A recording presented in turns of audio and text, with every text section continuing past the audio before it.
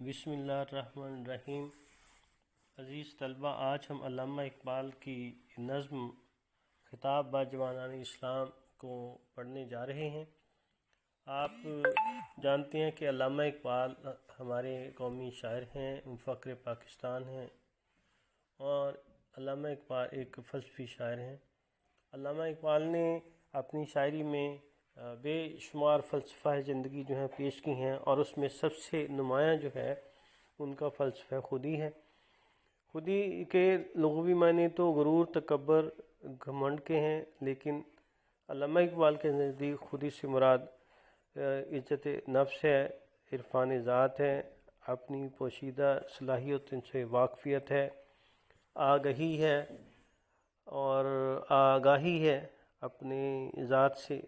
لہذا جو شخص اس مقام تک پہنچنا چاہے، اپنی خودی کو جاننا اور خودی کو مضبوط کرنا چاہے، تو اس کے لیے ضروری ہے کہ وہ 3 مرحلوں سے گزرے گا۔ علامہ اقبال نے یہ بتایا ہے کہ پہلے مرحلے میں خودی کو مضبوط کرنے کے لیے، خودی کو جاننے کے لیے اسے اللہ تعالیٰ کی اطاعت کرنی ہے، اطاعت خدا بندی وہ کرے گا۔ دوسرے مرحلے میں اسے اپنے نفس کو کنٹرول کرنا ہے، ضبط نفس کے مرحلے سے گزرنا ہے، اور نفس کی 3 صورتیں قرآن نے بتائی ہیں۔ نفس امارہ جو ہمیشہ گناہ کی طرف انسان کو لے کے جاتا ہے، اور نفس لوامہ اچھا کام نہ کر کے پچھتاتا ہے، اور برا کام کر کے پچھتاوے کا احساس ہوتا ہے، یہ درمیان کی کیفیت ہے۔ اور نفس مطمئنہ، تیسری کیفیت نفس مطمئنہ کی، اس میں انسان مطمئن ہو کر اللہ تعالیٰ کی اطاعت کرتا ہے اور اللہ تعالیٰ اس سے مطمئن ہو جاتا ہے۔ قرآن نے اسی کیفیت کو رضی اللہ تعالیٰ عنہ و رضوا عنہم کا نام دیا ہے۔ جب یہ 2 کام انسان کرتا ہے، اطاعت خدا بندی یعنی اللہ نے جو امر بالمعروف یعنی اللہ نے جو کہا، حکم دیا کرنے کا وہ کرتا ہے، اور نہی عن المنکر بری باتوں سے منع ہو جاتا ہے اور نفس کو کنٹرول کرتا ہے، تو یہ دونوں صورتوں کے بعد اسے نیابت الہی کا درجہ حاصل ہو جاتا ہے، یعنی اللہ کا نائب بن جاتا ہے اور اپنی خودی کے مقام پر پہنچ جاتا ہے۔ ٹھیک ہے جی، تو اللہ نے اسی لیے آپ نے وہ بڑا عام سا مشہور سا شعر علامہ اقبال کا زبان زد عام ہے کہ خودی کو کر بلند اتنا کہ ہر تقدیر سے پہلے خدا بندے سے خود پوچھے بتا تیری رضا، کہ خودی کو اتنا مضبوط کرنا ہے آپ نے کہ اللہ نے کوئی بھی فیصلہ کرنے سے پہلے آپ سے پوچھنا ہے کہ یہ کیا ہے۔ اچھا، اس کے علاوہ اقبال کے ہاں فقر کا ذکر آئے گا، عشق کا آئے گا، عقل کا آئے گا، اور اسی طرح بے شمار اور چیزیں آئیں گی۔ تو آپ نے یاد رکھنا ہے کہ اقبال کے ہاں فقر کا مراد جو ہے درویشی ہے، اور جس بندے کے پاس یہ درویشی ہو اسے ہم فقیر کہتے ہیں۔ اچھا، یہ بھی کہا جاتا ہے کہ فقر جو ہے نا یہ 3 لفظوں سے بنا ہے، فے سے فاقہ ہے، کاف سے قناعت ہے، اور رے سے رضاعت الہی ہے۔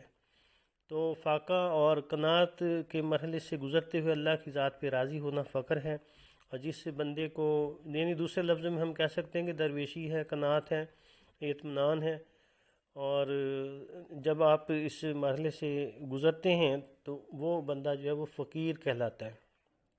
اقبال کی شاعری میں فقیر کا لفظ آپ کو ملے گا، اس کا مطلب یہی ہوگا کہ جسے فقر کی دولت حاصل ہو۔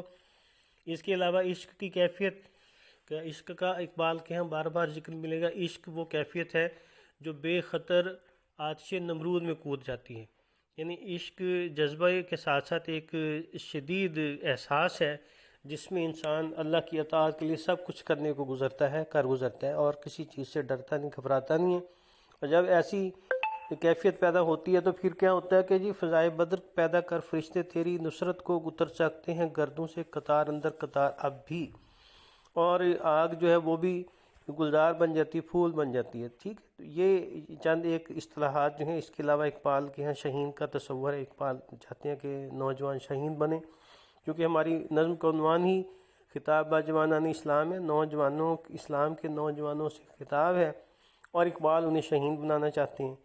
اور شہین کی جو صفات ہیں آپ جانتے ہیں کہ وہ اس کی پرواز بلند ہوتی ہے، نوجوان کی، مسلمان کی پرواز بلند ہونی چاہیے، اپنا شکار خود کے پیدا کرتا ہے، اپنی دنیا پیدا کر گا زندوں میں، اقبال نے کہا۔ تو نئی دنیا اس کو تخلیق کرنی ہے، اپنی خود سے، کسی سے نہیں لینی۔ پھر کسی کا چھوڑا ہوا شکار وہ نہیں کرتا، خود کھاتا ہے، اپنا شکار کرتا ہے۔ تو مطلب یہ کہ مردار نہیں کھاتا، تازہ ہے۔ پلٹنا جھپٹنا، پلٹنا پلٹ کر جھپٹنا لہو گرم رکھنے کا ایک بہانہ۔ پھر یہ ہے کہ وہ گھونسلہ جو ہے وہ نہیں بناتا، پہاڑوں میں کوئی جہاں ملتا ہے رہ لیتا ہے تو آشیانہ۔ تو اقبال بھی چاہتے ہیں کہ ہر ملک ماست کے ملک خدا ماست، یہ کائنات جو ہے چونکہ اللہ کی اور ہم اللہ کے ماننے والے ہیں، لہٰذا یہ ساری کائنات ہماری ہے۔ تو اپنے آپ کو ایک محدود جگہ ہم نہیں اب کر سکتے، تو وطنیت کا تصور جو ہے یہ پھر عالمگیر صورت اختیار کر لیتا ہے۔ اس طرح یہ شہین کا جو تصور، اس کو بھی بیٹے آپ نے ذہن میں رکھنا ہے۔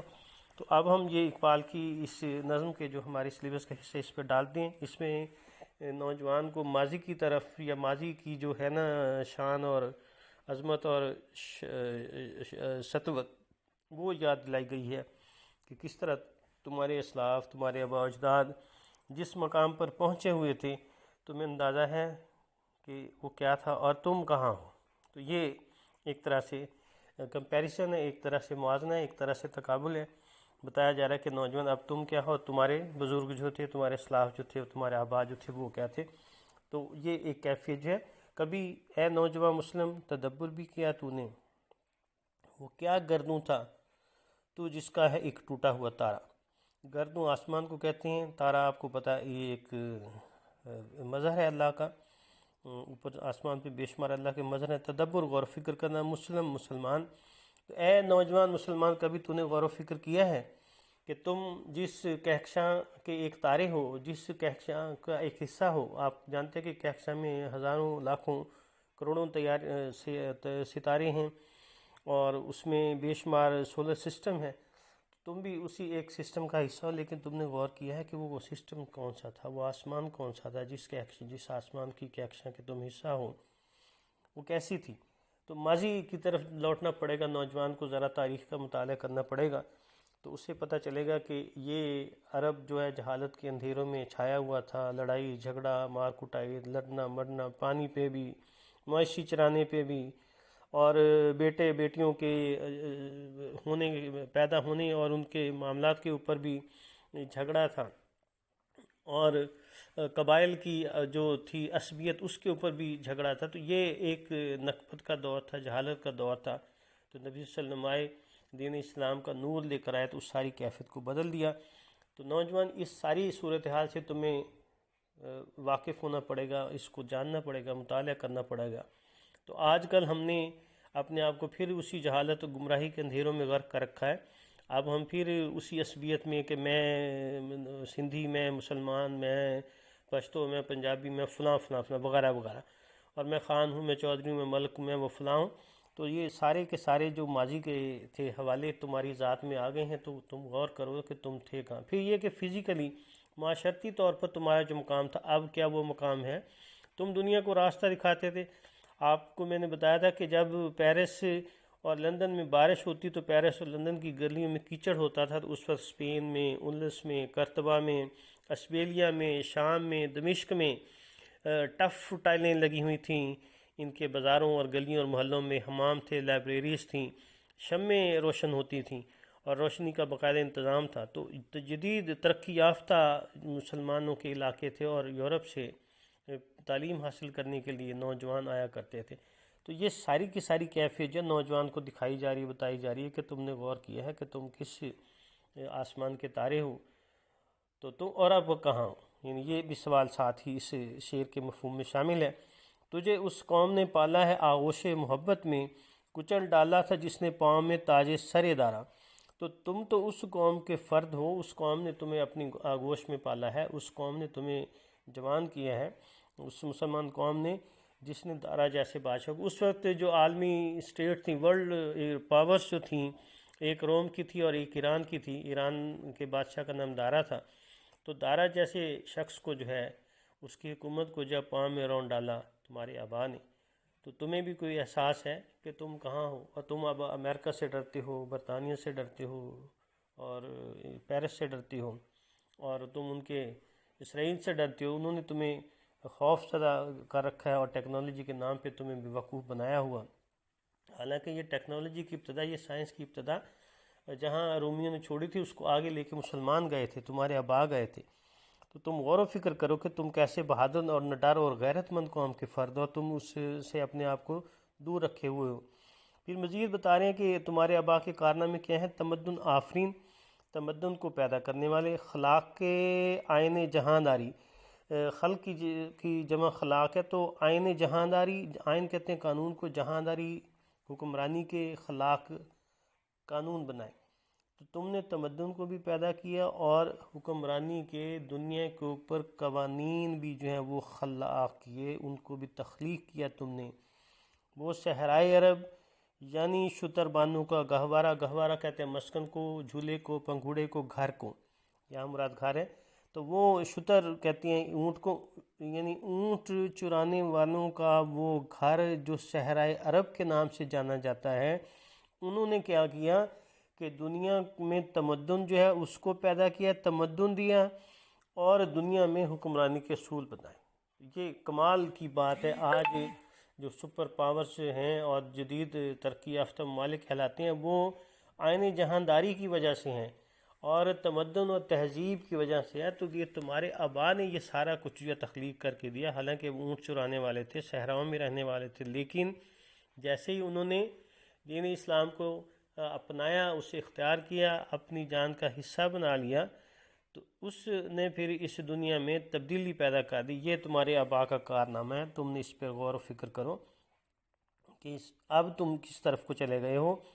سما الفقر و فخری کا رہا شان عمارت میں، باب رنگ و خال و خط چاہ حاجت روئے زیبارہ۔ تو یہ اس میں آ گئی ہیں دو حوالے آ گئے ہیں، تلمیحات آ گئی ہیں۔ یہ آپ صلی اللہ علیہ وسلم کی ایک حدیث الفخر و فخری، کہ فقر جو ہے میرا فخر ہے۔ تو ابھی میں نے آپ کو بتایا کہ فقر جو ہے درویشی ہے، بے نیازی ہے اور استغنا ہے، ٹھیک ہے جی۔ آپ صلی اللہ علیہ وسلم نے کہا کہ مجھے اپنے فقر پر فخر ہے، اور شان عمارت امیر ہونا، مالک ہونا اس ساری چیزوں کا۔ اور فارسی کا یہ اسے تضمین کہتے ہیں، جب کسی اور شاعر کا کوئی مصرع یا کوئی شعر اپنی شاعری میں اس کو نصب کیا جائے، استعمال کیا جائے، تو اسے اردو میں تضمین کرنا کہتے ہیں۔ تو یہ تضمین کیا ہے اپنا حافظ شیرازی کا یہ مصرع، اقبال نے اس کو تضمین کی ہے۔ اچھا یہ دیکھیں، رنگ کلر کو کہتے ہیں، خال کہتے ہیں یہ جو چہرے کا حصہ ہے، اور خط کہتے ہیں نقش کو۔ تو یہ خال و خط جو ہیں، یہ خد و خال جو ہیں، یہ چہرے کے ساتھ وابستہ ہیں، اور اس کی رنگت بھی اس میں شامل ہوگی، تو مطلب آپ کا چہرے کی یہ تینوں حصے جو ہیں، اس میں آپ کا رنگ بھی شامل ہے اور آپ کی جلد بھی ہے، اور اس کے نقوش، خط جو اس کے نقوش بھی ہیں، تو مطلب مراد ہو گیا کہ چہرہ۔ بابانگے رنگ و خال و خط چہرے کو، کیا حاجت ہے روئے زیبارہ سنورنے کی، سجنے کی۔ یعنی شان عمارت میں بھی آپ صلی اللہ علیہ وسلم کو اور آپ کے اصحاب کا یہ حالت تھی کہ اتنے مالک ہوتے ہوئے بھی، بادشاہ ہوتے ہوئے بھی، اور اپنے فقر کے اوپر بھروسہ کرتے تھے، یعنی درویشی اختیار کرتے تھے، قناعت اختیار کرتے۔ آپ دیکھیں نا، حضرت عمر فاروق جو ہیں فلسطین جا رہے ہیں، اسلامی حکومت کے سربراہ ہیں، غلام جو ہے وہ گھوڑے پر سوار ہے، اونٹ پر سوار ہے، اور آپ پیدل چل رہے ہیں۔ تو انہوں نے دیکھا جب یہ فلسطینیوں نے کہ بھائی خلیفہ تو وہ ہوگا جو اوپر سوار ہے، لیکن پتہ چلا کہ یہ جو اس کی لگام برائڈل پکڑے ہوئے ہے وہ ہے بادشاہ، وہ ہے امیر المومنین، اور جو اوپر بیٹھا وہ غلام ہے۔ تو یہ شان عمارت جو ہے، اور اس میں فقر کی کیفیت آپ ملاحظہ فرمائیں کہ یہ ہے کہ مالک ہیں، بادشاہ ہیں، لیکن پیدل چلنے اور بے نیازی، درویشی، قناعت، استغنا دیکھیں، اور فقر کی کیفیت دیکھیں کہ غلام کو اس کے اوپر سوار کیا ہوا۔ تو برابری اور اپنا دین اسلام کے اس شرعی اصول کو، جس کو مساوات کا نام دیا جاتا ہے، وہ ہمیں کس طرح نظر آ رہی ہے، اور فقر کی کیفیت نظر آ رہی ہے۔ تو کہا کہ بندے کو خوبصورت چہرے کو میک اپ کی ضرورت نہیں ہے، سجنے سنورنے کی ضرورت نہیں ہے، وہ خوبصورت ہی ہوتا ہے۔ تو یعنی وہ امیر ہوتے ہوئے بھی انہوں نے اپنے آپ کو سادہ رکھا، کیونکہ خوبصورتی میں مزید کسی چیز کی رنگ امیزی کی، کسی اور میک اپ کی یا کسی امیزے کی کوئی ضرورت نہیں ہوتی۔ وہ چہرہ خوبصورت ہی ہوتا ہے، یعنی جو بندے کی شخصیت ہے جس طرح ہوتی ویسے ہی رہتی ہے، عارضی طور پہ یا مصنوعی طور پہ آپ اس کو بنا سنوار نہیں سکتے۔ تو کردار جو ہے اس کو آپ نے جیسا آپ کے دین نے بتا دیا ویسا اپنائیں گے، تو اس میں مزید پھر کسی چیز کی آپ کو ضرورت نہیں پڑے گی۔ تو یہ بتانے کی کوشش کی ہے، اور گدائی میں بھی وہ اللہ والے تھے غیور اتنے. غیور غیرت کو کہتے ہیں. غیرت کا مطلب ہوتا ہے اپنی نفس، عزت نفس جو ہے آپ کے اندر، جو اللہ نے ایک احساس پیدا کیا ہے کہ میں اچھا ہوں، میں بہتر ہوں، میں اعلیٰ ہوں، میں نے کسی کے آگے اپنے آپ کو نہیں جھکانا. یہ جو احساس ہے اسے غیرت کہتی ہیں، اسے حمیت بھی کہتی ہیں. تو ہر شخص کے اندر یہ حمیت ہوتی ہے کہ وہ اپنی ذات کو، اپنے نفس کو، اپنی شخصیت کو کسی کے آگے ڈیگریڈ نہیں کرتا.